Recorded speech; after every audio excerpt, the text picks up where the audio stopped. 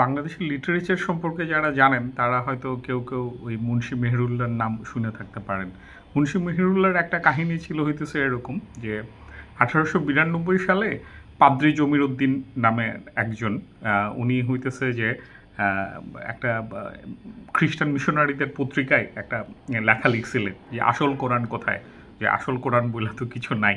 তো মুন্সী মেহেরুল্লাহ হচ্ছে এইটার একটা জবাব লিখছিলেন, এবং জবাব লেখার ফলে যেটা হয়েছে যে উনি খুবই মানে কি বলবো যে এক্সটেন্সিভ একটা জবাব লিখছিলেন। তো এটার পরে জমির উদ্দিন একটু করছিলেন, প্রতিবাদ করছিলেন। তারপরে যখন আবার মুন্সী মেহেরুল্লাহ এটার জবাব দিলেন, তখন আসলে জমির উদ্দিনের আর বলার কিছু ছিল না। এরপরে যেটা হয়েছে, জমির উদ্দিন আসলে ইসলাম ধর্মে আবার ফিরে আসছেন, উনি ইসলাম ধর্ম গ্রহণ করছেন। তো ব্যাপারটা হইতেছে এরকম, ধরেন কেউ যদি যুক্তিতে হারে বা কোনো কিছু হয়, তাইলে যেটা হয় যে কেউ আসলে প্রকাশ্যে বলে না যে আমি হচ্ছে হারলাম, আমি হচ্ছে মাইনা নিলাম, বরং দেখা যায় যে সে আসলে তার পথ পরিবর্তন করে। তো ওই যে এরকম একটা কথা হইতেছে যে আসলে জামাতে ইসলাম মাফ চাইছে কিনা, কেমনে চাইছে, কখন চাইছে, কি চাইছে, তো এইগুলি আমার কাছে একটু মানে অদরকারি মনে হয়। কারণ তারা তো আসলে বাংলাদেশে রাজনীতি করতেছে, বাংলাদেশে মাইনা নিচ্ছে।